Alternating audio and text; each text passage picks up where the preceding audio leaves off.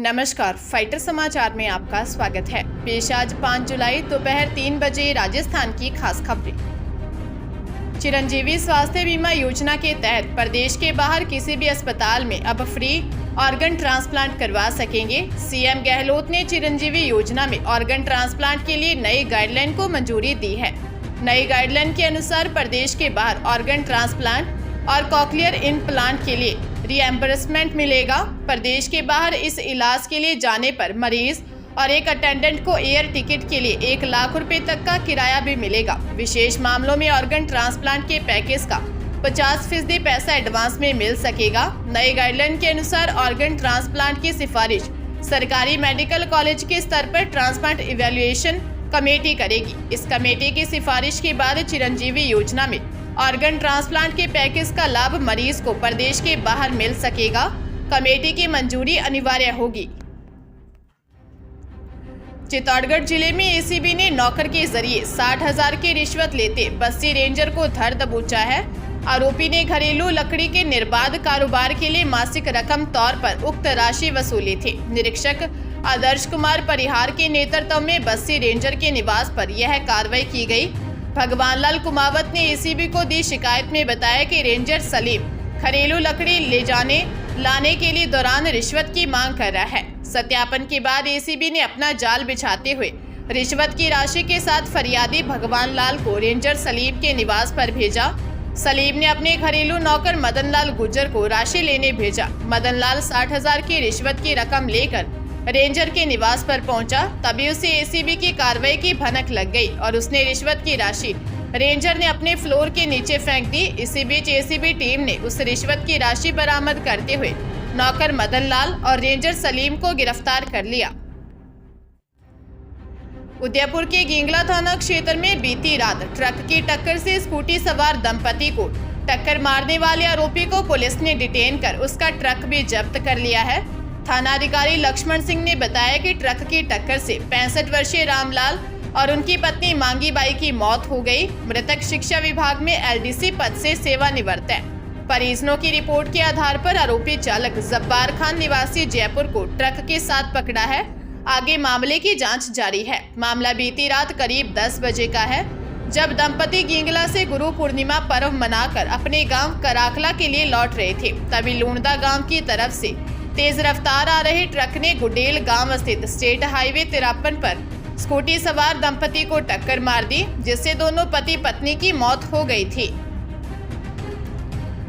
राजस्थान के 9 लाख से ज्यादा अभ्यर्थियों का इंतजार खत्म हो गया है। कर्मचारी चयन बोर्ड में शिक्षक भर्ती परीक्षा लेवल 1 और लेवल 2 के अभ्यर्थियों की मार्कशीट जारी कर दी है। ऐसे में ही भर्ती परीक्षा में शामिल अभ्यर्थी कर्मचारी चयन बोर्ड की ऑफिशियल वेबसाइट पर जाकर अपनी मार्कशीट देख सकते हैं। इससे पहले बोर्ड द्वारा 48,000 पदों के लिए लगभग 2 गुना अभ्यर्थियों को शॉर्ट लिस्ट कर दिया गया है, जिन्हें डॉक्यूमेंट वेरिफिकेशन के बाद पोस्टिंग दी जाएगी।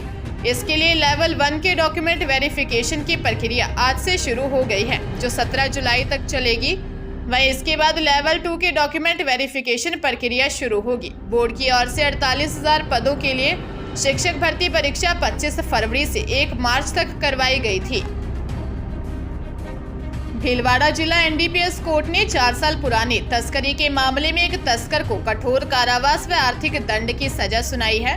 विशेष लोक अभियोजक कैलाश चंद्र चौधरी ने बताया कि एनडीपीएस कोर्ट ने जोधपुर के भोपालगढ़ आंसडा निवासी विजय सो उर्फ विजय जाट को डोडा पोस्त तस्करी मामले में 10 साल के कठोर कारावास व 1 लाख रुपए के आर्थिक दंड की सजा सुनाई है। 8 फरवरी 2019 को हमीरगढ़ थाने के तत्कालीन प्रभारी सुगन सिंह थाना क्षेत्र में गश्त कर रहे थे।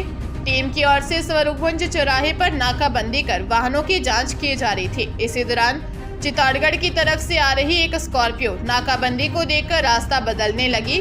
शक होने पर गाड़ी का पीछा कर गाड़ी में सवार विजय सोऊ को पकड़ लिया। गाड़ी में 115 किलोग्राम डोडा पोस्त मिला था। उदयपुर के कोटड़ा थाना क्षेत्र में अपने भाई की हत्या करने वाले हत्यारे को पुलिस ने गिरफ्तार कर लिया है। आरोपी 2 माह से फरार था। थानाधिकारी राम सिंह चुंडावत ने बताया कि सांडमारिया निवासी अजीत खैर को गिरफ्तार किया है। हत्या के बाद मामले में आरोपी को पकड़ने के लिए थानाधिकारी राम सिंह सहित रामनिवास, श्यामलाल, मनीष की विशेष टीम गठित की गई थी। आरोपी अजीत को उसके घर के पीछे के जंगलों से गिरफ्तार किया। प्रार्थी सानमारिया निवासी भैरिया ने 1 मई को दी रिपोर्ट में बताया कि मेरा जमाई गुजरात के दाता निवासी लाला ठाकुर मेरे लड़के अजीत के मकान पर आया था। मेरे बेटे और जमाई के साथ में शराब पी थी। नशे में मेरी बेटी रजगा के साथ मेरा जमाई लाला मारपीट करता था। इस बात को लेकर दोनों में झगड़ा हो गया। ऐसे में मेरे लड़के रावा को जान से मारने की नियत से जमाई ने हत्या कर दी। जमाई फरार हो गया। पुलिस ने जांच शुरू की तो बेटे का हत्या उसके जमाई ने नहीं बल्कि उसके दूसरे बेटे यानी मृतक के भाई ने ही की थी। जोधपुर ग्रामीण के बालेसर क्षेत्र के सैतरावा में प्राइवेट स्कूल में पढ़ने वाले बच्चों को बंधक बनाकर शारीरिक यातनाएं देने का मामला सामने आया है। मामले को लेकर बाल संरक्षण आयोग ने संज्ञान लेते हुए शिक्षा निदेशक और संबंधित विभाग से तथ्यात्मक रिपोर्ट मांगी है। वहीं बच्चों का रेस्क्यू कर उन्हें जोधपुर के बाल सुधार गृह लाया गया है। यहाँ उनकी मनोचिकित्सक से काउंसलिंग की जाएगी। दरअसल बाल कल्याण विभाग को कुछ पेरेंट्स ने शिकायत की। बताया कि उन्होंने अपने बच्चों का एडमिशन बालेसर तहसील के सैतरावा में वीर दुर्गादास सैनिक स्कूल में करवाया था। स्कूल में पैम्पलेट में उन्हें बच्चों को इंग्लिश मीडियम में पढ़ाने की बात की गई थी, लेकिन यहाँ पर हिंदी मीडियम में बच्चों को पढ़ाया जा रहा है। जब बच्चों ने इसका विरोध किया तो उन्हें क्लास में भी नहीं बैठने दिया गया।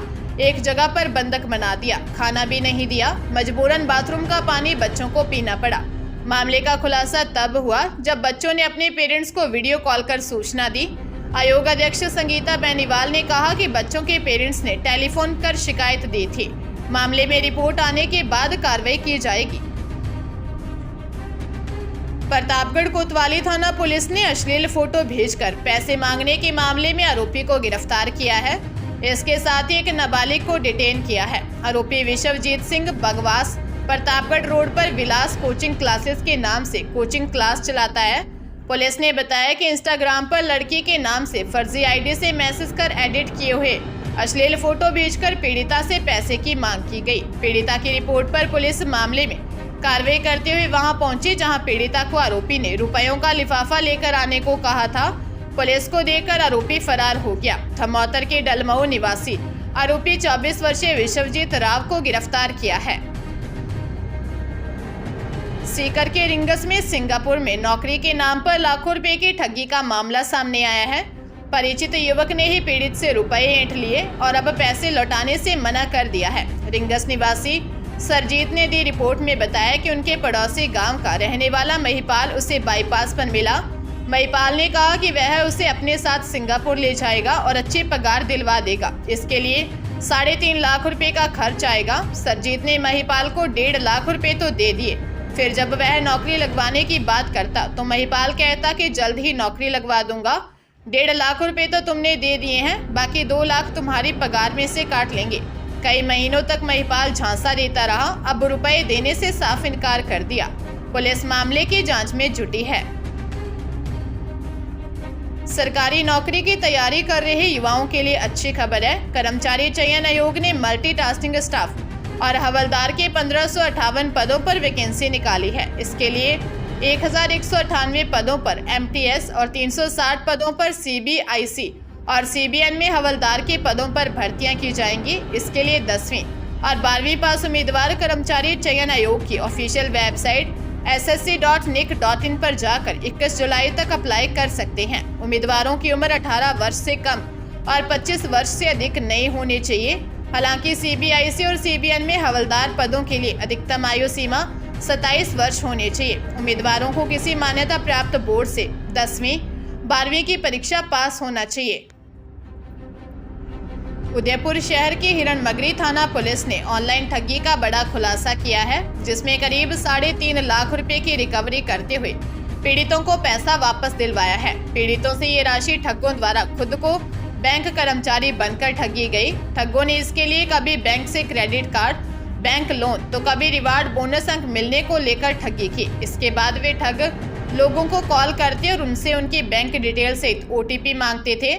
डिटेल देने के बाद लोगों के खाते से जब पैसे विड्रॉल होते तब उन्हें अपने साथ ठगी का पता लगता। बीते 1 माह में करीब 1 दर्जन मामलों की शिकायत हिरणमगरी थाने में आई है। इसके बाद पुलिस ने साइबर टीम की मदद से बैंकों से संपर्क किया और ठगों के खाते फ्रीज करवाए।